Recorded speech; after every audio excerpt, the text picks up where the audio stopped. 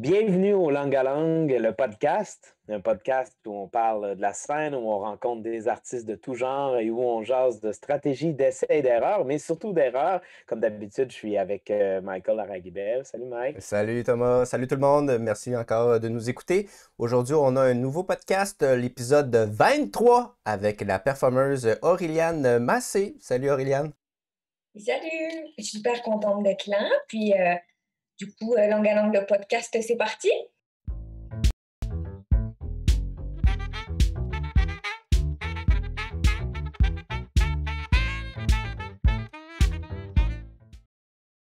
Yeah! Ben, salut Auréliane, c'est le fun de t'avoir. C'est très cool. Écoute, ça va bien? Ça va super, vraiment. Merci de m'avoir invitée. Je vais combattre mon syndrome de l'impostrice, puis ça va être fun. Syndrome de l'imposteur. Ah, comment ça? Comment ça, tu te sens? Mais je sais pas, je trouve que c'est stressant. On va parler de moi, mais on va voir. J'espère que ça va être un peu intéressant. Ben, je suis sûr que oui. Je suis sûr que Imposteur, oui. imposteur de parler de toi ou d'être artiste puis de se définir? Les deux, moi, je trouve que c'est récemment, cette semaine, ça fait juste ça. Je parle pour avoir une assurance, on me demande c'est quoi mon travail, là, j'essaie d'expliquer. C'est comme une semaine de définition. Ouais. Mais tu sais, écoute, l'avantage, c'est que tu peux y aller comme tu as envie de le faire dans ce podcast-là. Puis l'idée, c'est un petit peu de te connaître. D'ailleurs, tu sais, pour les gens qui ne te connaissent pas, on pourrait peut-être un petit peu juste parler un petit peu de toi, parce que dans le fond, tu as fait, on le sait, je sais, tu as fait le bac en théâtre, tout ça, mais tu es allé beaucoup plus dans la performance, ou en tout cas, je serais curieux là, de t'entendre un petit peu là-dessus, là, sur comment est-ce que tu as développé l'aspect performatif? C'est quoi un peu ta démarche là, Ouais. si tu veux nous parler de ça librement? Moi, j'ai fait le bac en théâtre, là, comme tu l'as parlé.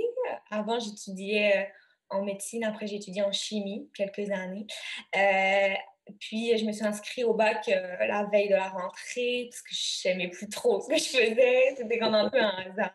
Tu sais. Puis, au fur et à mesure là, de la formation, on a découvert d'autres choses, d'autres langages. J'ai rencontré aussi des amis, puis j'ai commencé à avoir plus d'affinités en début avec le théâtre politique, puis notamment tout ce qui est les pratiques du théâtre de l'opprimé d'Augusto Boal, quelque chose de la routine là, pour un changement social. C'est ça, ça m'a toujours allumée. Puis de là, j'ai découvert d'autres artistes, puis en voyant ce qu'ils faisaient en théâtre, etc., j'avais cette sensation-là qu'on n'atteignait jamais un stade de vérité, qu'on était toujours dans la représentation, dans le fond, puis que moi, il y avait quelque chose, un rapport plus radical à la vérité, puis au sujet abordé qui m'allumait. Donc, c'est naturellement que je me suis tournée vers la paire, puis vers les pratiques réelles. Pas que le vrai soit faux, mais ou moins bien, mais que c'est ça, c'est comme on vit quelque chose à un moment de réalité, puis d'un échange vrai entre le public Mm. et la performeuse, quelque chose qui est indescriptible, puis je pense que c'est un rapport où tous les deux on vit dans la même réalité. Il n'y a pas d'espace de fiction, ça place le spectateur puis la performeuse sur un pied d'égalité, puis je pense que comme ça on peut construire autre chose. Alors c'est pour ça que ça m'a toujours allumée. Puis Mm. quand est-ce que tu l'as vécu pour la première fois? Quand est-ce que tu as fait comme, ah ok, c'est pour ça que j'aime la performance, c'est justement ce pied d'égalité-là, tu as dû le ressentir à un moment donné. Ouais. Dans le fond, moi, au bac, j'ai rencontré une amie, une amie chère qui s'appelle Maxime Milora Gusto. Puis on est allé au théâtre ensemble, on faisait tout le temps des petites critiques. Oh non, j'ai pas aimé, je me suis pas sentie rejointe, blablabla. Comme de bonnes étudiantes universitaires. Puis on a commencé à faire des trucs ensemble. On s'est dit, OK, ça ne nous tente pas, mais toi, qu'est-ce que tu aimerais? Qu'est-ce que tu aimerais faire? Qu'est-ce que tu aimerais voir? Puis on était d'accord qu'on voulait avoir une pratique féministe, puis d'avoir accès à une réalité, quelque chose que la personne soit vulnérable, soit vrai. Donc on a commencé, on a essayé des trucs, on est parti de pièces, on a essayé de voir comme cette pièce, cet univers-là, ça a des résonances dans notre vie, on peut le rattacher à des choses. OK, on est-tu capable d'aller par le geste physique, de faire ressentir ce que nous on vit, ce que les autres peuvent vivre. Donc, on dirait que je suis allée par là, puis on a fait notre premier spectacle là, ensemble avec une pièce qu'on a transformée en perf là, sur la Vierge et la Putain. C'était vraiment nice. Déjà, on a bien ri en faisant le processus. C'était agréable. Puis le rapport qu'on avait au public était vraiment fun. C'est comme une danse, là. Les gens étaient avec nous dans la perf, dans le spectacle. Requiem pour Martyrio, hein, ça. C'est ça, j'oublie tout le Ouais. temps bien les choses. Non, mais C'était Euh, Requiem pour Martyrio, c'est ça. Martyrio A, très Martyrio, important. oui. Les enfants.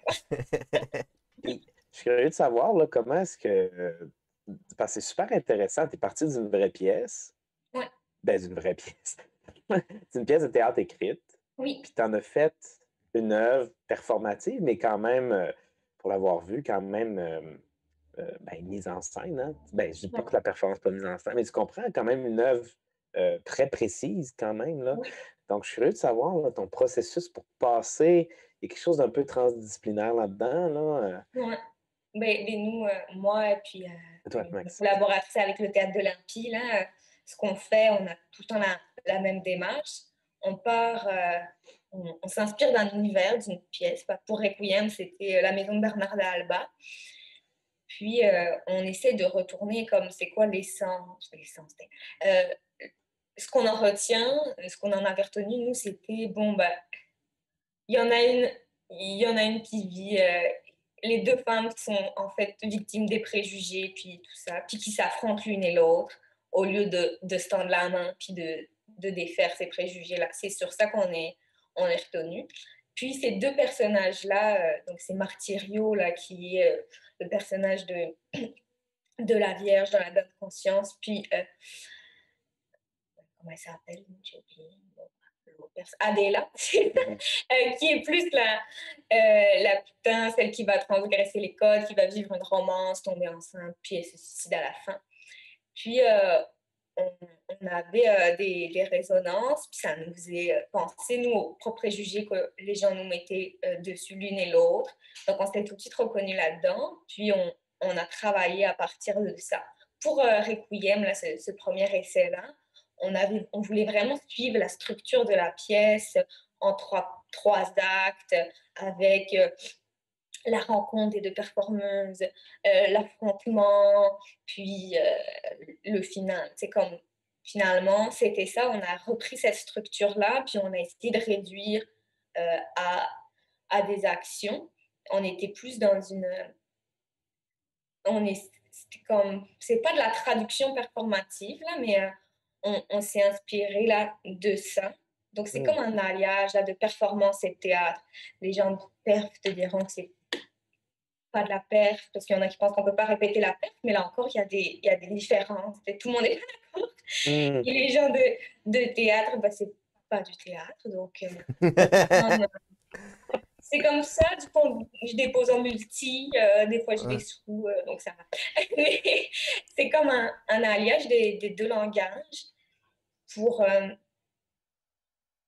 mais je pense qu'il y a plein d'artistes qui le font. C'est pas si révolutionnaire. Tu prends, mettons, là, tu dis que tu as gardé la structure de la pièce en 3 actes. Donc, sur le premier acte, où c'était la rencontre des deux performeuses, pas vous résumez, mais ben ouais, vous résumez, mettons, l'acte en quelques phrases pour essayer de trouver l'action qui pourrait définir cet acte-là? Ben oui, quand on est dans un processus là pour Requiem, c'est ça qu'on fait. Après, moi, j'ai fait d'autres créations où c'est juste l'énergie, l'univers qui est comme une ressource sensible là, qu'on va exploiter pour faire totalement autre chose. Mais j'aime quand on travaille avec un texte ou une ressource là, dramatique, de voir ça comme une ressource en fait, la même chose que l'univers sonore, puis c'est juste ça. Donc, de le tisser comme ça, de le remettre sur un pied. C'est plus peut-être juste remettre le texte sur un pied d'égalité avec les autres langages, qui ne soit pas au-dessus de tout, puis qui puisse être une ressource sensée, parce que pour moi, le premier langage, c'est le langage du corps, c'est là où on a une expérience commune avec les autres. Généralement, les êtres humains ont un corps, donc on peut travailler là-dessus. Généralement, ouais. J'en ai jamais rencontré, mais bon, c'est un autre débat. Tu parlais que le monde de la performance ne considère pas ça comme de la performance parce que Oui. c'est quelque chose d'unique dans un sens, là. Puis comme tu travailles avec du matériel théâtral, euh, est-ce que les moments performance sont improvisés dans un sens? Est-ce que c'est calqué puis tu répètes tout le temps vraiment les mêmes mouvements ou s'il y a cette liberté-là quand même dans la représentation? Après, ben, tu sais, la perf, c'est pas un langage qui est codifié, une discipline qui est codifiée comme le théâtre ou qui est encadrée. Tu sais, chaque artiste fait de sa façon. Il y a des artistes qui répètent pas leur performance, mais tu sais, tout le monde les conceptualise, qui Mhm. se laissent aller sur le moment. Il y a d'autres où c'est extrêmement répété, ils savent exactement ce qu'ils font. Puis ils le travaillent là jusqu'à trouver la subtilité du langage. Donc, on est dans un vague. L'important, c'est le non-espace de fiction, comme ça ne soit pas un espace fictionnel, puis un vrai rapport au spectateur. L'espace de fiction, comme on peut jouer avec, tu sais, comme dans ce sens-là, je pense que c'est la principale différence entre le théâtre puis la perf. Genre, c'est Marina Abramovic qui disait la différence entre la perf puis le théâtre, c'est que au théâtre, tu te coupes avec un couteau, le couteau est faux, le sang est faux. En performance, tu te coupes avec un couteau, le couteau est vrai, le sang est vrai. Ça a l'air un peu dramatique là, puis, mais c'est ça la réalité. Puis moi, c'est ça des fois qui m'énerve un petit peu au théâtre, c'est qu'on joue vraiment quelque chose, mais ce qu'on voit, ce que vit la personne en scène est factice. Donc, on est dans une représentation. Puis là, moi, j'ai du mal à m'identifier, à m'accrocher, à partager. J'ai du mal à voir cette vérité-là, entre guillemets. Donc, c'est ça les principales différences. Nous, moi, personnellement, dans ma pratique personnelle en tant qu'individu, Aurélien Massé, de performeuse, je répète pas ce que je fais. Je le conceptualise, mais je vais pas le répéter plus que ça. Mais par exemple, dans notre pratique collective avec le Théâtre de l'Olympie, on répète, on travaille les différents langages parce qu'on est plus dans une démarche qui est multidisciplinaire où la perf est un langage qu'on ajoute aux autres. Il faut comme, à un moment, il faut bien les tisser ensemble juste pour pas avoir des couches en lien. Donc, ça prend une certaine répétition, un certain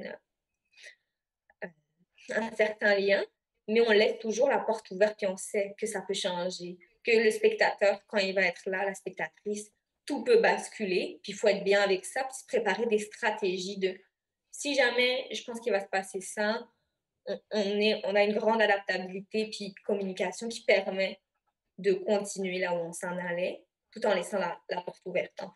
Mhm. Puis ces stratégies-là, est-ce que j'imagine que plus vous le présentez, comme l'Impi, vous avez présenté plusieurs fois, j'imagine que j'imagine qu'après vous faites un retour, puis les stratégies se complexifient un peu, ou tu sais, le fait de le présenter avec le public, j'imagine que ça vous amène d'autres stratégies ou vous vous rendez compte qu'il y a d'autres possibles. C'est ça, c'est toujours, on peut prévoir des choses, mais on ne sait jamais. Par exemple, pour l'ICRA, là, qui est notre deuxième création avec l'IMPI, où on était 12 heures en grammes pour faire, soi-disant, du sport. C'était ça le pitch. Mais je me souviens, toi, Thomas, tu as décidé que tu t'allais te battre avec Aube. À un moment, on avait vraiment c'est passé. Puis, ça s'est passé, tu sais. Puis, on est juste, on a une écoute, on a attendu que le moment passe, que la chose se vit. Puis c'était un beau moment du show parce que justement, c'était imprévisible et c'est ça qui amène une certaine réalité. On a vécu ça ensemble. Tu t'es senti la liberté, là, je te prends toi comme exemple parce que tu es là, mais de pouvoir intervenir dans le show.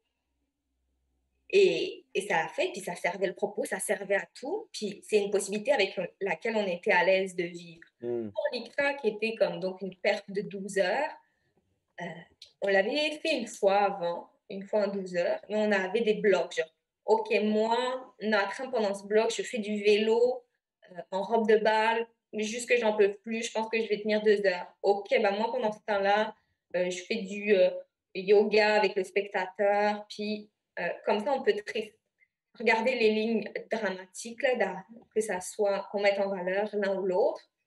Puis, c'est une Mais relation de gestion de temps, de momentum. justement, Parce- on va juste pour montrer un peu en image, là, j'ai un petit extrait de l'ICRA. Alors, c'est moi devant un ventilateur. Voilà. Ah, OK. C'est ça que je fais. Je sais pas. Donc, moi, j'attends là devant un ventilateur, puis les deux autres performeuses, donc Aube et Marie, elles s'apprêtaient à s'affronter, puis Hmm. à se battre. Là. Donc, elles prenaient leurs affaires, puis moi, j'ai décidé là de rester là statique, puis il y avait une autre ligne là, dramaturgique qui se tissait à autre. En petit short. Moi, j'avais vraiment très froid. J'avais vraiment envie que ça finisse. Puis moi, mon défi, mon pacte, ce que j'avais décidé en ce moment-là, c'était de tenir le plus longtemps possible, malgré le froid. Hmm. Le pacte que j'ai passé avec moi-même, le contrat performatif que j'ai passé entre moi et le spectateur statique. C'est que moi, je vais rester devant le ventilateur là tant que le ventilateur est allumé, tant que j'ai jusqu'au bout de ma limite. C'est ça. Il y a toujours cette notion de contrat entre le Mhm. spectateur puis la performeuse.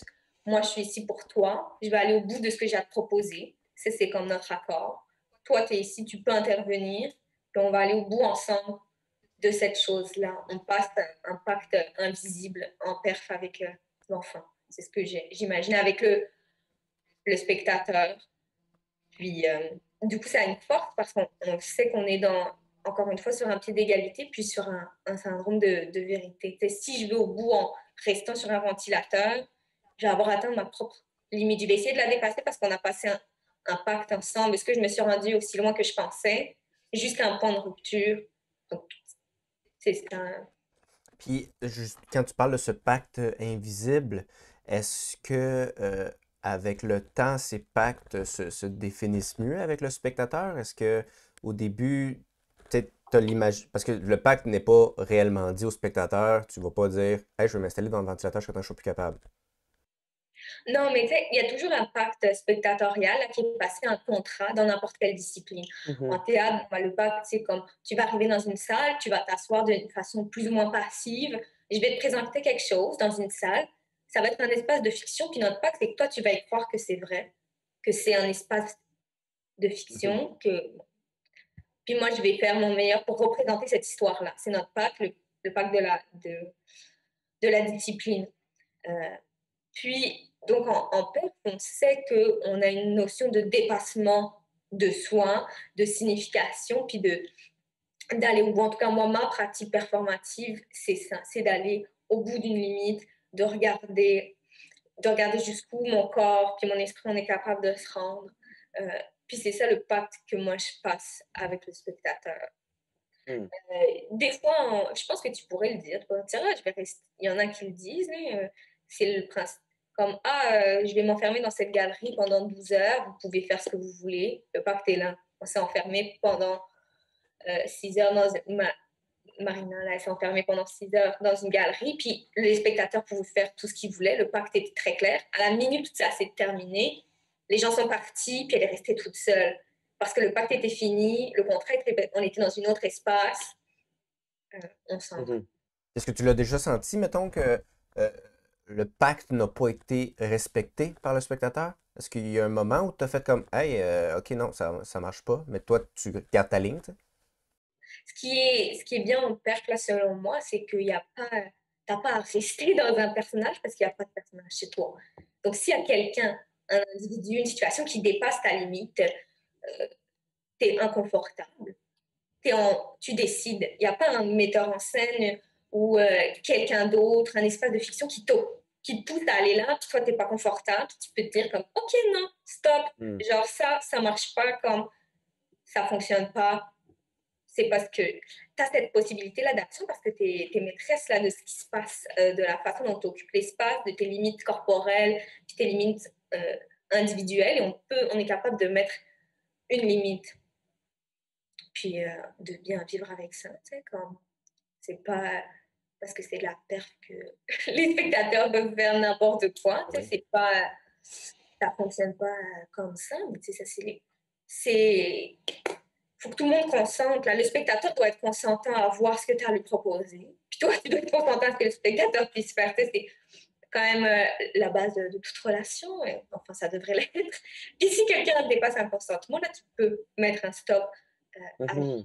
d'une autre façon. C'est une liberté que, en tout cas, moi, que je me prendrais. Ça m'est jamais arrivé, mais si jamais, j'aurais pas de difficulté à l'imaginer. Mhm. Mhm. Parce que j'imagine que, tu sais, mettons, c'est parce que c'est pas les mêmes limites non plus, tu sais. Mettons au théâtre, mettons que je brise le pacte. Le fameux chat. Si je Là, brise, reste un petit temps. ben non, c'est correct. Si je brise le pacte au théâtre, ça veut dire que, bon, non, je sais pas. En fait, c'est une réflexion. Dans le sens où, OK, si je brise le pacte, je risque plus de, à moins que je fasse quelque chose de grave, là, de criminel, je risque plus de briser ce contrat-là d'illusion, ou pas Donc, d'illusion, mais de fiction qu'on voulait installer. Bon, c'est très général, là, on le sait. oui, Et à la performance, si je brise le pacte, j'ai l'impression de c'est pas seulement éthique, c'est surtout moral, mon moi, action. Tu sais, comme l'exemple que tu as donné de Marina Abramovic, ben, c'est ça, c'est que si je même à ça, le pacte était clair, mais comme, tu sais, vu que je m'adresse à la personne, ça a quelque chose de moral si je m'en prends à elle sans son consentement. Parce qu'à quelque part, bon, les acteurs et les actrices, mettons, dans une pièce de théâtre plus traditionnelle, personne n'est consentant, entre guillemets, à ce qu'un spectateur ou une spectatrice commence à donner son show puis gâche le show, tu sais. Mais dans le fond, je vais briser la pièce. Je vais pas m'en prendre à la personne. Fait que j'ai l'impression qu'avec la perf, si on brise ça aussi, on dépasse les limites parce qu'on dépasse pas les limites de ce qui est installé seulement, mais on dépasse surtout les limites de la personne assez immédiatement, vu que c'est la personne en tant que telle. oui. J'ai l'impression que c'est très moral. Je me trompe-tu? Ben, j'ai l'impression aussi, tu sais, comme c'est l'individu là, qui est là en toute entièreté, sans phare, dans une certaine Mhm. limite. Là, tu veux parler? Oui, On va vivre avec ça. Donc, Ben oui. tu brises une certaine... la personne est réelle. Est-ce que tu ferais ça dans la vraie vie? On est quand même dans un mode de représentation. Cependant, ça existe vraiment. Il y a des performances qui s'apprêtent à quitter tout l'espace en tant que public, mais tu peux aussi, à la même titre que tu peux comme gâcher une pièce de théâtre avec une attitude spectatoriale pas le fun, tu peux gâcher une perf.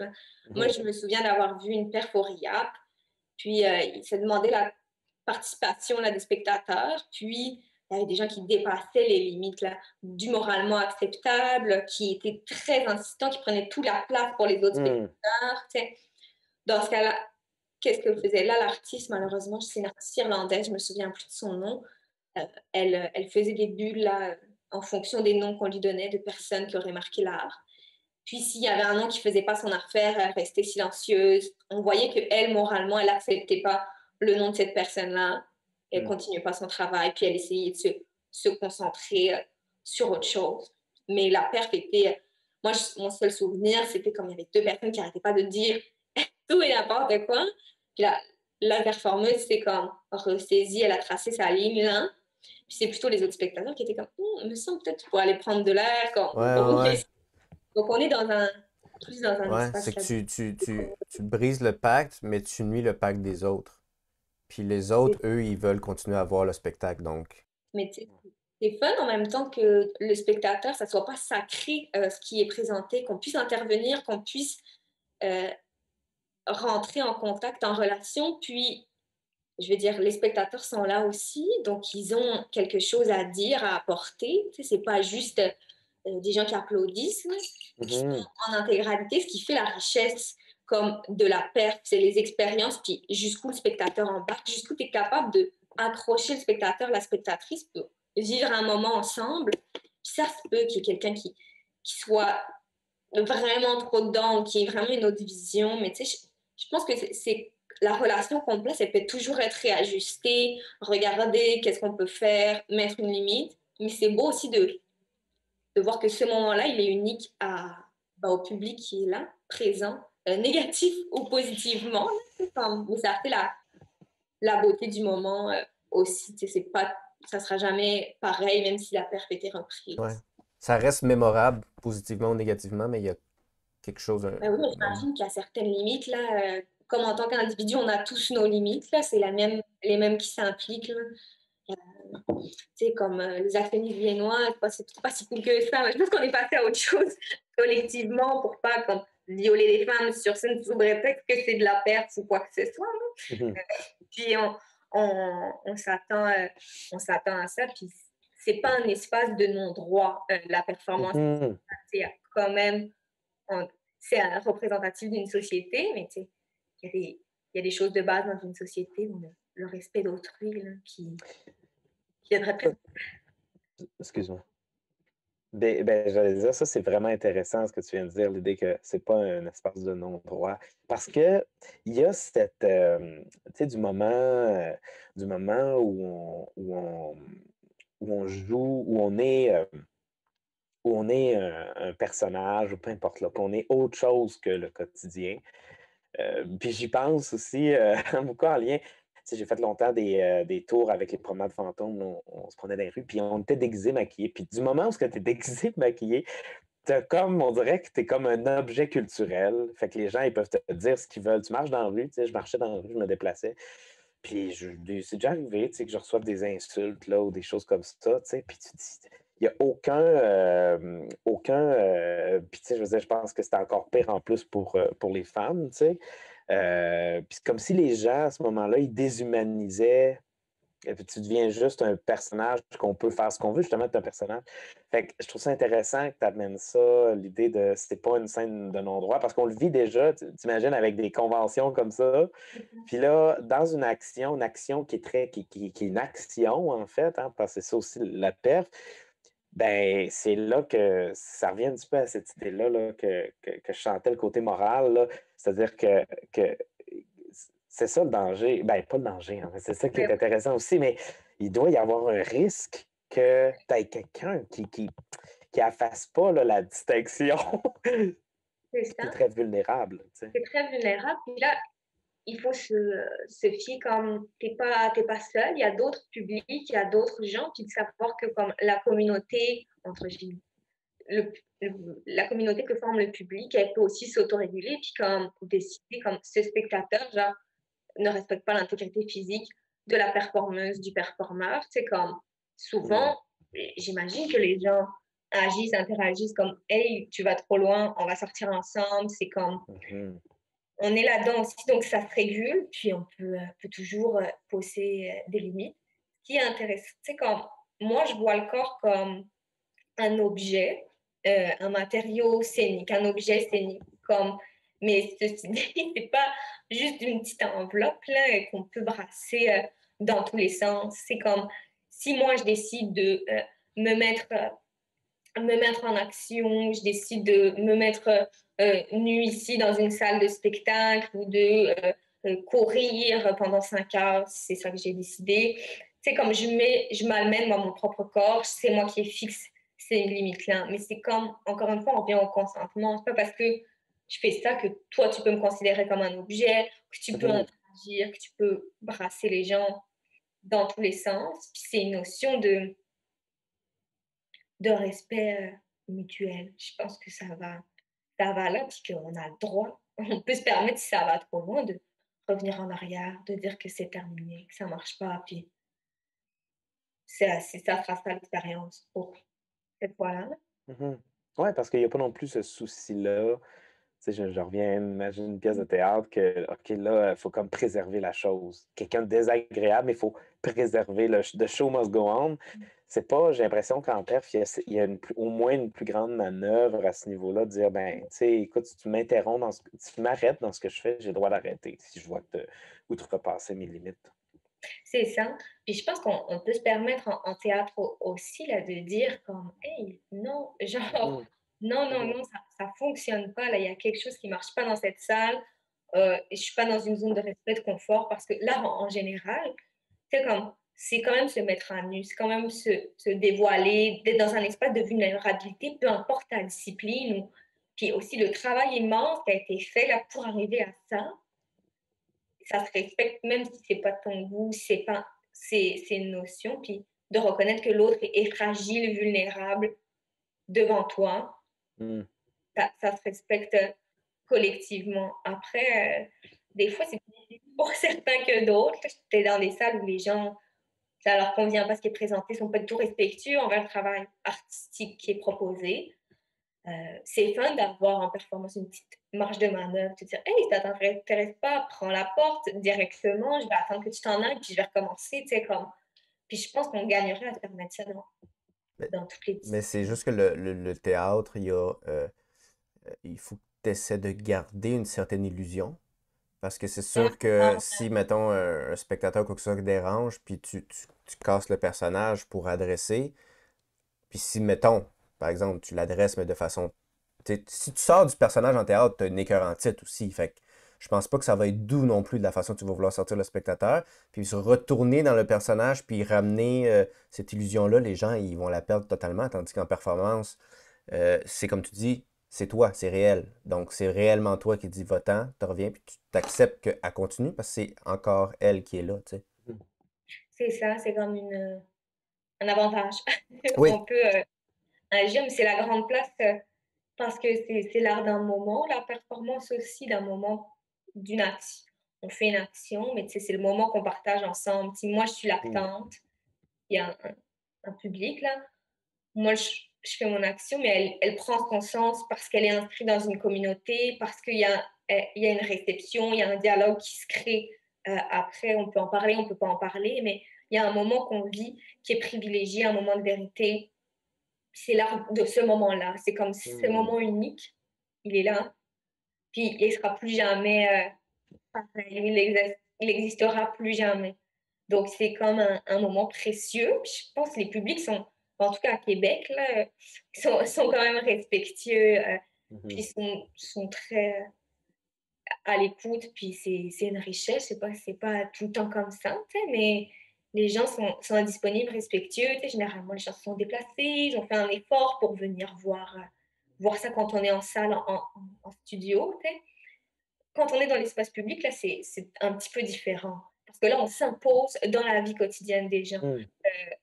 Mettons, avec l'Impi, là, on a fait une performance là, il y a quelques semaines en hommage aux victimes de féminicide. Avec 10 femmes artistes, on est allé sur la place de Ville euh, tenir des assiettes avec le nom des victimes jusqu'à ce qu'on n'en puisse plus puis que ça tombe. Donc là, on s'est imposé dans l'espace public. Donc on reprend une place que nous, on estime légitime, la place des femmes dans l'espace public qu'on ne veut pas voir. Tu sais. On s'impose dans un espace, puis on impose un sujet, puis une réflexion aux gens que peut-être ils n'ont pas envie de mener, ou qu'on trouve que nous, collectivement, on a besoin de mener, à savoir comme qu'est-ce qu'on fait avec les violences faites aux femmes, qu'est-ce Mhm. qu'on fait avec ça. Donc, par la perf, on s'est imposé dans la vie de plein de gens à ce moment-là qui étaient là, qui peut-être ont pu avoir une réflexion sur les violences faites aux femmes ou une réflexion comme sur l'art en général, puis comme la perf, comme est-ce que ça peut prendre cette forme dans mon quotidien sur ma marche au travail. Puis là, on s'impose. Donc, moi, j'impose quelque chose au spectateur, d'être là, puis de prendre cette place-là. Ça se peut que ça ne lui convienne pas. Et dans ce cas-là, on était donc sur la place de ville, là où les gens font du skate. Puis quelqu'un voulait vraiment faire du skate. C'est comme, il a attendu un petit peu, ça durait trop longtemps. La personne a commencé à skater comme derrière la perf. Puis finalement, ça a été respectueux. Là, comme, mais on voyait, il y avait des gens qui attendaient qu'on ait fini pour pouvoir utiliser l'espace à la place. Ça s'est passé de façon super respectueuse, puis ça a bien donné, mais ça pourrait être autre chose. Puis je trouve que c'est important aussi l'espace d'aller vers l'espace public parce que c'est pas. Mais tu sais, la perte, surtout, ça, si ça reste en galerie, si ça reste en salle, c'est juste une certaine type de la population qui a accès, c'est Mhm. pas tout le monde. On est dans des lieux qui parfois peuvent paraître comme élitistes ou c'est juste une certaine population. C'est que les gens qui ont étudié en art un peu près, qui sont familiers, vont venir, puis leurs amis. Bon, est-ce que ça me sert vraiment? Ouais. Est-ce qu'on veut aller plus loin? C'est Tu, une petite tu, dimension. tu communiques déjà avec du monde qui ont déjà des bonnes chances de te suivre dans les valeurs et dans tout ce qui est dit. Oui, c'est ça. Tandis que ton message, tu veux qu'il sorte à des gens qui ne pensent pas comme toi ou qui... Ouais. Ou juste de rentrer de se mettre dans la société, puis de revendiquer aussi que l'art a une place dans la société au quotidien des gens, que c'est pas juste un loisir, que c'est pas juste un luxe dont tu peux te passer, que c'est un, on est dans là-dedans, mais que c'est une nourriture essentielle dans ton Mhm. quotidien, puis dans ta façon d'interagir en tant que société. Donc, c'est important pour moi d'aller à cette rencontre-là dans l'espace public ou de travailler avec des lieux qui sont visibles depuis l'espace public. Puis, mettons, ça peut aller aussi loin que d'avoir accès à des choses qui sont gratuites. C'est important pour moi, tu sais, comme d'avoir un prix raisonnable si ce n'est pas d'avoir des choses gratuites parce que le spectacle, quand tu mets un prix, ben, il y a certaines personnes qui ne peuvent pas se payer un Mhm. 15 $ supplémentaires dans leur mois. Puis on se coupe de toute cette partie-là du public qui est déjà comme défavorisée avec tout ce que ça implique. Puis on peut. Puis là, c'est un luxe dans tout ça. Ça me dérange un petit peu. Puis ce qui est beau en performance à Québec, c'est que tous les événements sont gratuits. C'est toujours gratuit. Puis tout le monde est le bienvenu. Euh, Peu importe, même si tu es là juste pour te réchauffer un hiver, puis que c'était ouvert, tu es rentré, ben c'est ça aussi. C'est comme des lieux qui doivent être ouverts, des lieux de refuge comme Manteau, Petit Camp, en général. Ça, je trouve que Mhm. c'est une super richesse. Comme au lieu, mettons, tous les événements sont gratuits, tout le temps. Les gens peuvent rentrer, peu importe. Puis il n'y a pas cette idée de code, d'étiquette à avoir qu'on pourrait penser qu'il y a au théâtre ou en danse contemporaine. C'est comme quand on va dans une plus grosse salle, qu'on voit là, il y a toujours des gens qui se sont mis sur leur 31. C'est- Pour eux, c'est un événement exceptionnel. C'est beau, puis c'est triste en même temps. Mm. Ouais. Ça donne- Ah, c'est beau ça. Ah, c'était intéressant hein, parce que cette idée-là que tu nous as racontée, là, la performance que vous avez faite, ben, c'est intéressant parce que tu sais, on parlait de consentement, mais à quelque part, étant donné que c'est vous qui êtes allé tu sais, dans l'espace public, il a comme fallu le consentement des gens qui sont habitués à cet espace-là pour que ce respect-là s'impose. C'est vrai que c'est vraiment important parce que quand tu vas créer une œuvre, tu t'imposes un peu à des gens qui n'ont pas demandé ça. Fait qu'il y a, il y a tout, le consentement même en salle est important, le consentement Mhm. du spectateur, de la spectatrice, mais c'est intéressant de penser qu'il prend une autre dimension quand c'est toi qui vas dans l'espace de cette personne-là. En tout cas, je trouve ça Ouais, intéressant. c'est toi qui t'expose, puis c'est ça, moi, je trouve que c'est... surtout, moi, ben, tu sais, ce qui m'allume, ce qui me... C'était vraiment d'utiliser ma, ma voix artistique là, pour la mettre au service là, de la lutte contre les violences faites aux femmes, Mhm. puis le traitement réservé aux femmes. Tu sais, moi, c'est mon unique sujet. Je dirais pas que j'en ai d'autres, puis je pense pas que ça m'intéresse pour l'instant de regarder autre chose.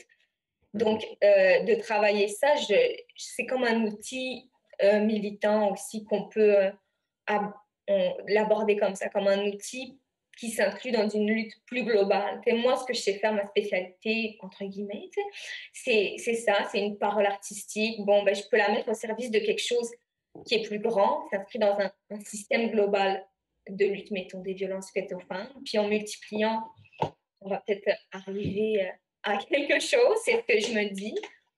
Puis il y a différentes façons de le faire, que ça soit en salle, peut-être où les gens sont plus convaincus, parce qu'on dit bon, c'est des gens qui viennent voir de l'art, il y a plus de chances qu'ils soient sensibilisés à ça, mais ceci dit, on le voit bien avec les vagues de dénonciation qu'il y a, que c'est pas parce qu'on est dans un milieu artistique Mhm. de gauche, entre guillemets, qu'il n'y a pas d'agresseurs, qu'il n'y a pas de violence faite aux femmes. C'est un leurre qu'on aime se raconter.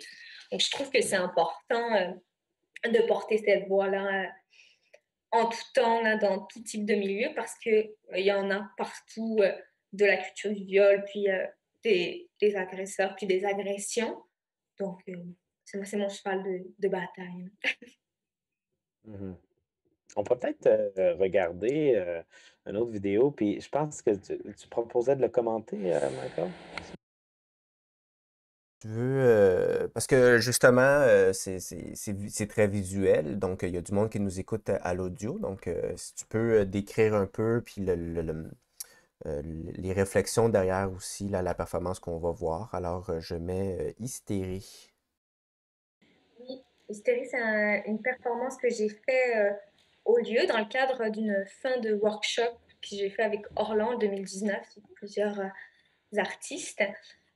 Puis, c'est une performance là où je coupe mon chandail, puis finalement, je me retrouve nue. Je découpe mes sous-vêtements, puis je les, euh, je les accroche là sur un carré jaune avec mes ciseaux qui est à l'arrière de moi. Donc, c'est ça que j'ai décidé de faire. J'avais cette envie dans ce workshop-là avec Orlan. Elle nous parlait de travailler quelque chose qui nous paraissait essentiel, quelque chose qu'il fallait absolument que ça change. Puis moi, comme je l'ai dit tantôt, là, c'est vraiment les violences faites aux femmes, le non-respect du consentement. Et c'était important pour moi, tu sais, comme de travailler ça. C'est le geste que j'ai choisi. J'aurais pu en choisir mille autres. J'ai repris des codes qui se sont déjà vus. C'est comme Yoko Ono là, a fait beaucoup ça, d'autres artistes. Puis pourtant, à chaque fois, ça a une force là de. Parce que se retrouver nu devant quelqu'un, on a toujours accès à une fragilité à l'être humain en tant que soi. Puis cette idée-là, c'est moi qui étais maîtresse de ce dénudement-là. C'est moi qui ai décidé chacun des gestes, chacune des conditions. Euh, c'est comme une réappropriation de mon corps, de ma nudité, de comment elle est perçue, puis de comment je choisis de la démontrer. C'était ça qui m'avait allumé. Donc, pour ceux qui nous écoutent, elle a un t-shirt blanc. Elle a commencé avec une paire de ciseaux. Elle a coupé pour deux trous finalement, pour qu'on puisse voir les seins, pour ensuite commencer à couper vers le bas, puis tranquillement découper tout le t-shirt. Puis moi, j'ai trouvé ça super intéressant quand tu commençais à les mettre justement les morceaux dans la bouche pour comme remplir. Tu sais, tu parles de le truc de violence faite aux femmes. Puis, tu sais, moi, la façon que je l'ai vu, c'est justement, tu sais, je te connaissais pas, je savais même pas sur quoi tu écrivais. Puis, c'est exactement ça que j'ai vu. Tu sais, quand tu as commencé à mettre les morceaux dans la bouche, j'ai fait comme aïe aïe, comme si je l'ai vu comme si c'était un objet et elle a, elle a pas le droit de parler dans un sens que, tu sais, on la tait, des trucs de même. Fait que j'ai senti ce message-là sans même savoir rien de la performance. Tant mieux. Oui. C'est toujours un peu rassurant de voir que ça. Ouais, c'est ça. C'est que Euh, le message, l'action a été bien choisie pour passer ce message-là, mettons. Comment tu détermines les actions que tu vas faire? Est-ce que tu y penses puis tu le fais? Est-ce que c'est. Comment ça devient? ben moi, je suis une personne très visuelle. Là. Je pars d'images,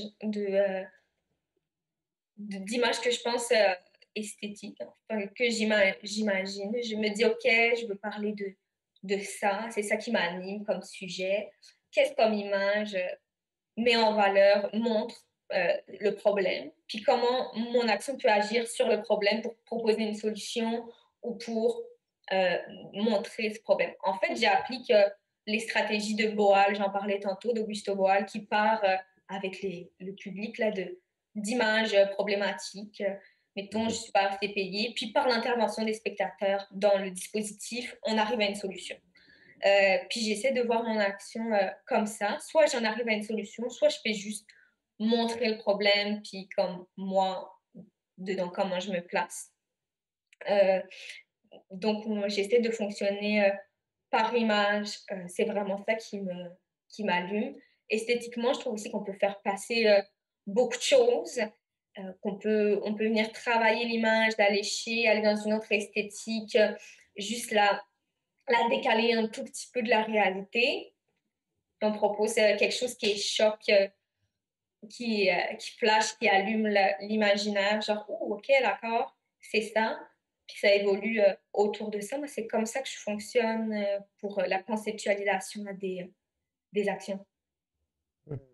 On va aller voir un autre extrait. Euh, ce De qui- Requiem. oui, exactement. Fait au Pantoum. C'est On le voit. C'est diffusé par Joker Joker, c'est vrai, c'est nous qui avons diffusé ça.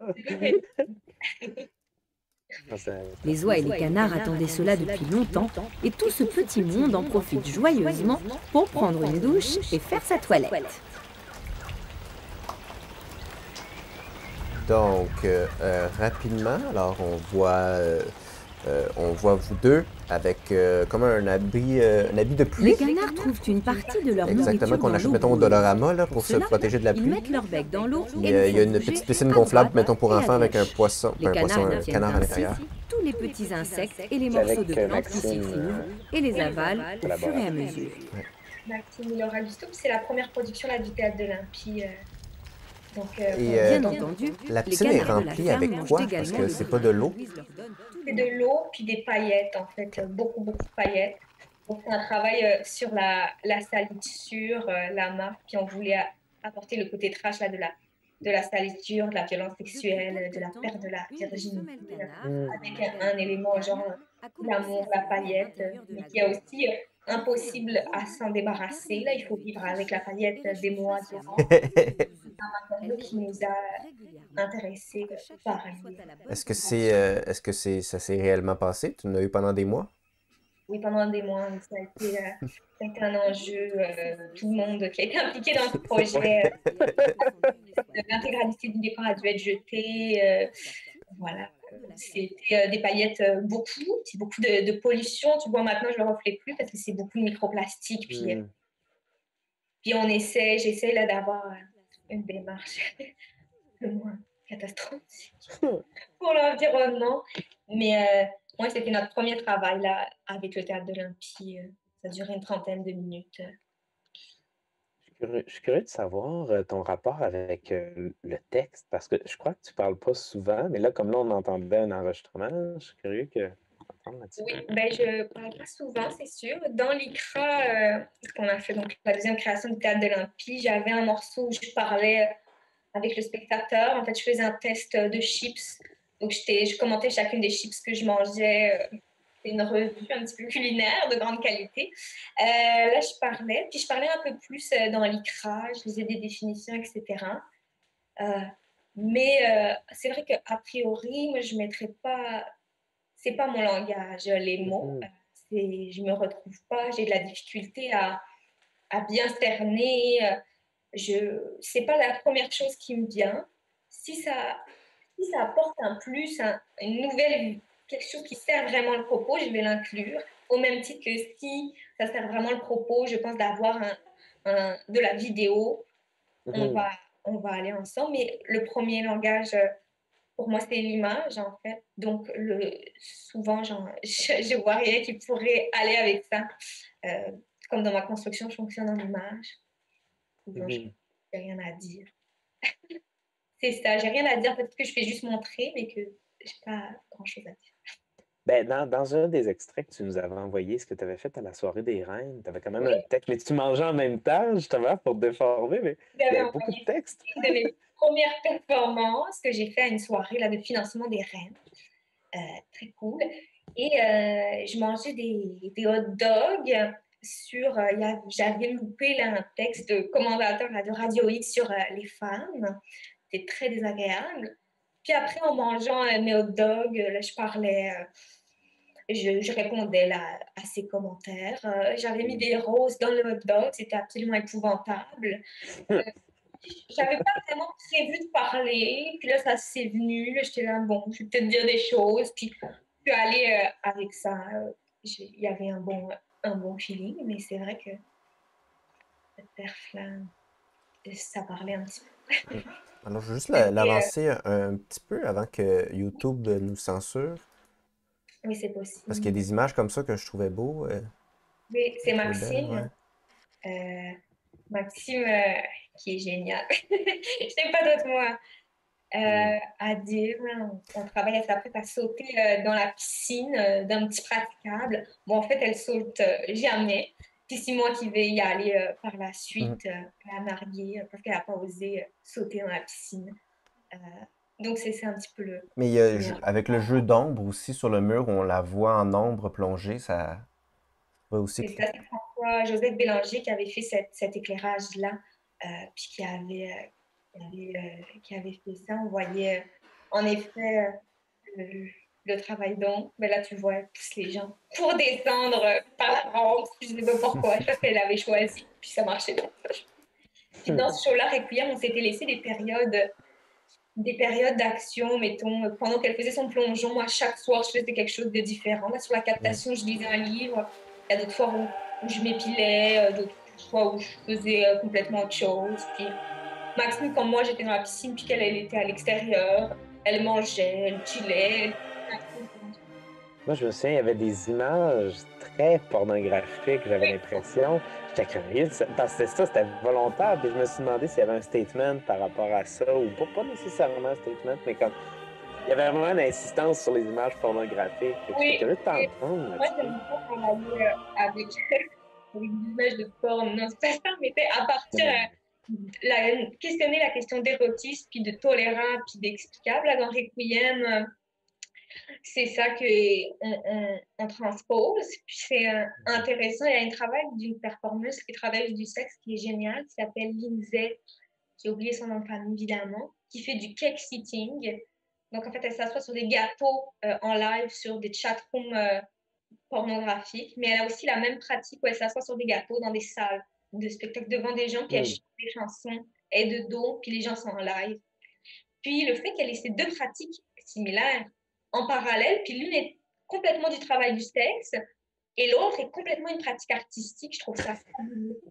Le fait de déplacer quelque chose d'érotique, de pornographique, de fétiche, et de le placer juste dans un univers spectaculaire, là, il devient acceptable, il devient tolérable. On peut aller voir quelqu'un qui s'assoit sur un gâteau et dire oui, j'ai vu de l'art contemporain, oui, oui, ça m'a élevé l'âme, tu sais, comme dans une salle.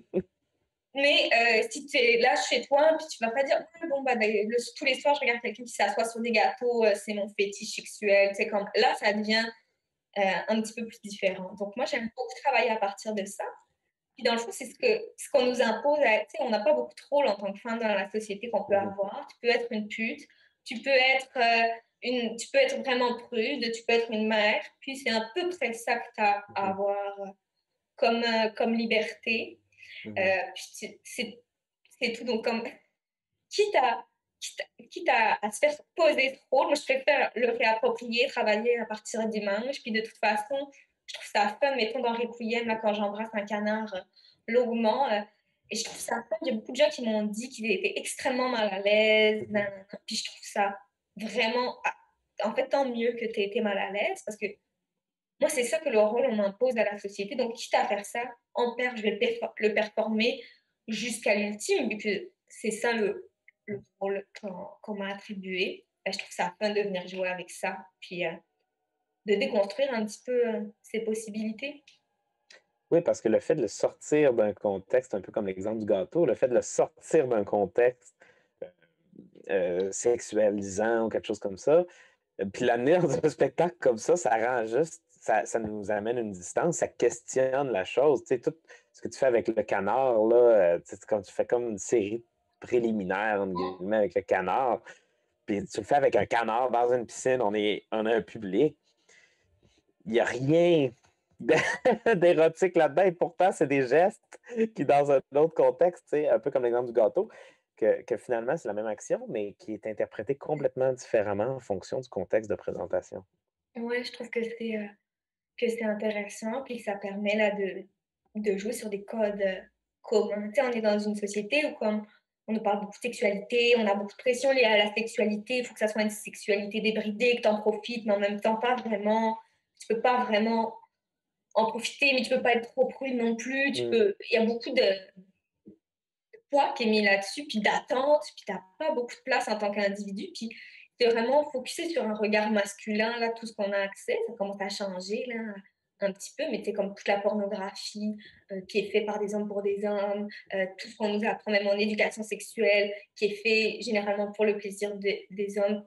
Donc, il n'y a aucune place comme pour la sexualité féminine, puis je pense qu'on peut travailler, en tout cas, je me dis que mon travail, ça peut juste mettre en définir une nouvelle voie pour les femmes, parce qu'on n'a pas de langage, je veux dire. Là, je dis ça en tant que femme blanche, là, évidemment, qu'on n'aime pas, mais on n'a pas de langage féminin. Tout est imposé par des hommes, des codes d'hommes qui ont été décidés de blancs des années avant nous, tu sais, comme comment faire, puis comment il faut faire, comment il faut dire, comment il faut parler, comment il faut être. Il n'y a aucun langage artistique là, qui soit porteur. Moi, je suis à la recherche de ça, d'un langage, avec le théâtre de l'Empire, puis avec ma pratique, de trouver un langage qui soit porteur de la parole des femmes, de tout ce qu'on vit comme atrocité, de tout ce qu'on peut amener, puis qui soit autre chose nécessairement. Pour moi, c'est nécessairement autre chose qu'une discipline théâtrale ou juste performative qui ont été réglées par des hommes. Pour moi, il faut qu'on crée un alliage multidisciplinaire qui soit porteur de cette parole-là. C'est vraiment ce que je me dis. Puis ce qu'on essaie de faire là avec le théâtre de l'Empire, c'est notre motto. Puis dans ma pratique personnelle aussi. J'ai digressé un petit peu. Je suis désolée. Non, C'est parfait. Ben non, c'est parfait, ça sert à ça. au contraire. Tu sais, on amène des vidéos, on amène des questions, mais le but, c'est de digresser, là. C'est pas... Il n'y a pas de plan prédéfini. C'est des choses qui doivent être dites aussi, fait que c'est le fun d'avoir une tribune pour les dire, fait que... Thomas, est-ce que c'est le moment du... Non, là, j'allais faire Grégory Charles, là. Défi! Oriane, t'as peut-être pas le référent, mais c'est les débrouillards. Ouais. Ah, OK. Alors, ça me rajeunit pas. non, alors, tu pourras checker sur YouTube Les Débrouillards, c'est une émission jeunesse, ça, puis il y avait des défis, puis en tout cas, bref, voilà. Défi. Donc, c'est le moment du défi. Alors, rapidement, pour les auditeurs qui se joignent à nous pour la première fois, le défi, un peu en lien avec les soirées langue à langue, où le défi, c'était d'essayer l'autre discipline. Donc, le slam doit essayer l'humour doit essayer le slam. Ici, on l'ouvre la porte plus large, puisqu'on invite des gens de toutes les disciplines artistiques qui est en représentation. On va te donner une discipline et tu vas devoir, du jour au lendemain, commencer un parcours professionnel, tout en gardant tes expériences. Donc, on imagine ensemble comment est-ce que tu te construirais une carrière si demain, tu prenais la proposition qu'on te donne. Puis tu l'aimes, là, la proposition, là. Merci. Je sens bien. Alors, Thomas, je te laisse y aller avec notre réflexion. Ben, on en a parlé ensemble, puis on se dit, OK, tu sais, ouais, il y a toute une... On était curieux d'aller... Je trouve que c'est à la fois complémentaire, puis à la fois, entre guillemets, opposé à ce que tu fais un peu. Fait que, mettons que du jour au lendemain, tu décides de te faire une carrière de drag king. OK. Comment est-ce que tu aborderais ce type de carrière-là? Ça serait quoi, je sais pas, artistiquement, quel genre de... C'est comme une discipline puis un milieu auquel je suis vraiment pas familière du tout. Alors, bon, ça se peut que je dise des absurdités, mais tu sais, ouais, OK, un gros défi. Bon, j'imagine qu'on peut, ce qui est le fun dans cette discipline qui pourrait me rejoindre, c'est la transgression des codes, puis des genres, puis de la questionnement de la binarité constante de la société, puis donc ça, je pense qu'on peut, il y a moyen de jazzer ça, puis travailler sur la fine ligne là, entre mon propre genre, ma représentation de mon genre, qu'est-ce qui est attendu de moi. Puis en même temps, dans le drag, puis de créer une persona, tu sais, il y a un côté qui ressemble un peu à la perf. Tu sais, on disait tantôt pas de personnage, mais bon, c'est vraiment moi, toi, mais bon, on est comme dans des zones de flou, il y a toujours une persona, Ouais. une attitude là, performative, t'es pas comme ça dans Non. quotidien chez vous, là. Donc, je pense qu'au niveau de la persona, ça peut être un processus dans lequel je me retrouve. Puis là, on a une création, si je ne me trompe pas, là, de personnages, d'identité totalement. Un genre d'alter ego, là. Un genre d'alter ego. Tu sais, comme cette construction-là pourrait être quand même similaire à des procédés en perf, donc ça pourrait être intéressant. Mais dans quel angle, je veux dire, est-ce que tu as déjà des idées de persona que tu aimerais faire? Parce que là, on parlait plus de drag king. Fait que est-ce que tu as des stéréotypes d'hommes que tu aimerais caricaturer ou l'inverse, juste prendre cette personnalité d'homme et l'assumer à fond? Mais c'est ça. Je pense que ça peut être d'emblée, je te dis ça, mais genre, si je devais faire ça, genre, j'aimerais ça que ça soit un très grand machiste. Genre, ça, j'aurais vraiment du fun. Peut-être travailler sur ce cliché-là, puis vraiment l'amener en ridicule. Il y a cette portion-là avec le drag, là, où on peut comme vraiment... Oui. Je me dis que puis le public là, des drag queens puis des drag kings, genre qui un public inclusif, puis comme de minorités, puis de personnes queer, qui est comme vraiment autre chose, de venir. Moi, peut-être que j'irais avec ça, genre porter en ridicule à toutes ces constructions. Ça serait quelqu'un vraiment la fragilité d'un mal toxique. C'est comme tout ça. Puis comme dans ce milieu-là, je pense que ça pourrait vraiment détonner, puis venir créer des belles constructions. Je sais pas trop comment je vais m'y prendre. Oh, c'est intéressant. Pourquoi pas? Puis comment, tu sais, à travers ce personnage-là, le choix des tunes aussi, comment est-ce que tu arriverais à négocier ou à trouver le chemin pour, tu sais, cette voix-là là, que tu portes par rapport à, tu sais, la voix des femmes que tu veux porter, comment ça sortirait? Ah, je suis curieux de savoir comment ça se filtrait. Comment ça sortirait? Ben, je sais pas, tu sais, comme quand on pense là, personne machiste, machin, blabla, on pense comme au reggaeton, au rap, à ce genre d'univers sonore qui sont dominés par des hommes, mais tu sais, comme, qui sont aussi des langages, puis des formes populaires qu'on porte tout le temps, qu'on pointe toujours du doigt là, quand il est question là, de machistes, etc., alors que pas forcément. Tu sais, j'imagine qu'on pourrait peut-être que ça pourrait être, on pourrait aller sur du Princesse Nokia, genre, mais du rap féministe avec ça, reprendre un code masculin dans lequel les femmes sont très objectifiées, mais d'aller avec des musiques qui renversent là, ce genre de procédé, ça pourrait peut-être être intéressant. J'imagine ça pourrait créer une belle dissociation. Ouais, mais j'avais pensé aussi à de la musique peut-être complètement l'inverse. Tu sais, parce que là, tu restes dans le même style, donc du rap, mais plus féministe, mais une tune complètement à l'inverse où ton personnage devient inconfortable aussi, où là, on voit que c'est pas dans sa zone, point. Ouais, comme... OK, qu'est-ce qu'il pourrait faire? Moi, je trouve qu'il y a toujours une belle dissonance là quand on présente des clichés, des trucs d'y aller avec de la musique genre très classique, genre musique. Ça rajoute un côté grandiose, totalement hors de propos, tu sais, comme de mettre en avant puis de sublimer quelque chose d'opératique, là, puis ça tellement drôle, prend tellement de place pour mettre en avant quelque chose là, qui est tellement ridicule. On renforce tellement la notion de cliché quand on vient s'appuyer sur des airs grandioses, là, que tout ce que tu fais, c'est un peu ridicule. C'est un peu ridicule, c'est un peu déplacé. Ça cote pas, tu sais. Puis, attends un peu, j'avais une idée. Puis ton persona, est-ce que, comme machiste, là, est-ce que tu vas y aller si tu y vas dans les clichés, est-ce que ça va être, mettons, tu vas caricaturer un douchebag, un motard, un cowboy, tu sais, dans quelle esthétique ton personnage va être?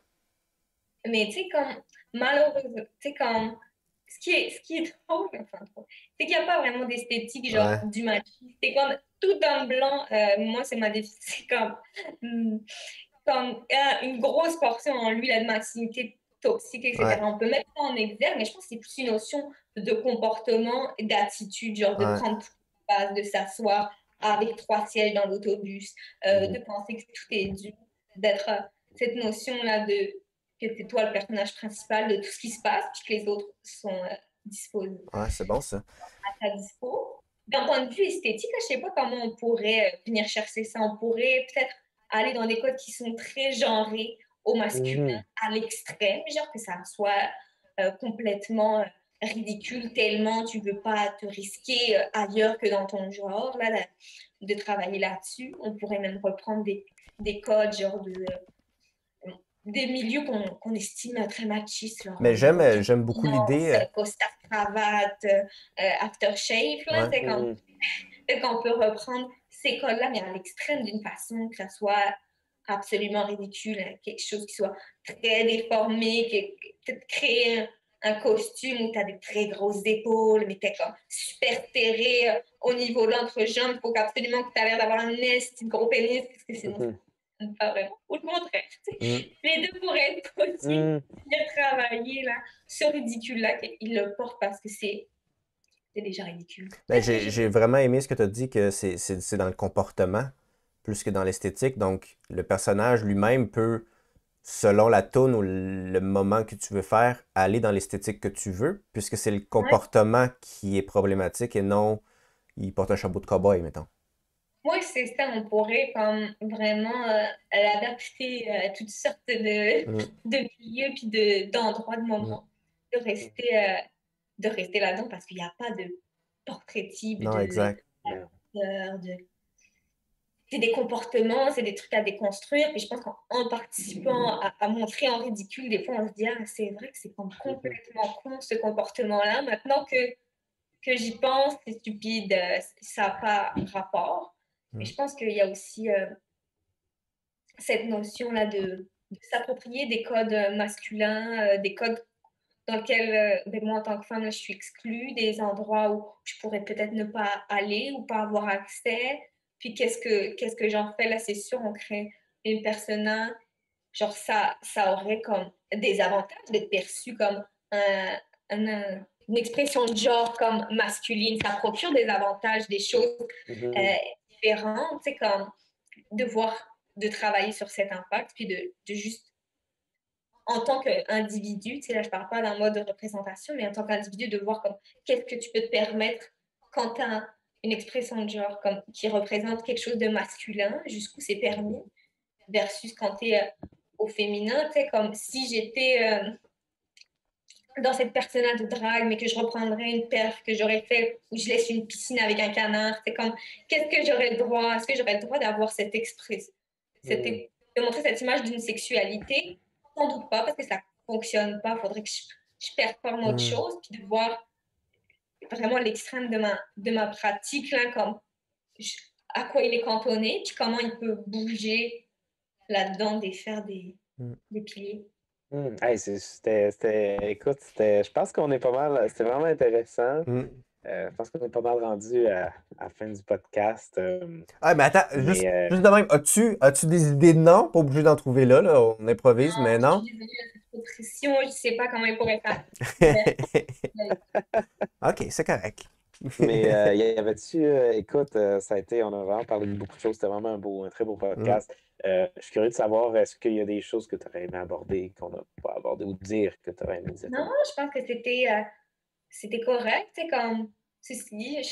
Moi, j'évoquais les violences faites aux femmes, etc. Je vais en profiter pour reconnaître que moi, en tant que femme blanche, je vis des violences, etc., mais qui sont absolument pas comparables à ce que vivent les femmes issues des Premières Nations ou Mhm. les femmes Mm. racisées. C'est comme, puis j'essaie de porter une voix d'un féminisme, puis j'essaie de faire un maximum pour un discours inclusif puis intersectionnel. Puis c'est ça, il y a des réalités que moi, de femmes, que je peux pas comprendre. Puis Mm. je suis ravie qu'il y ait d'autres artistes, femmes qui puissent joindre à nous là pour qu'on ait accès à une expérience diverse.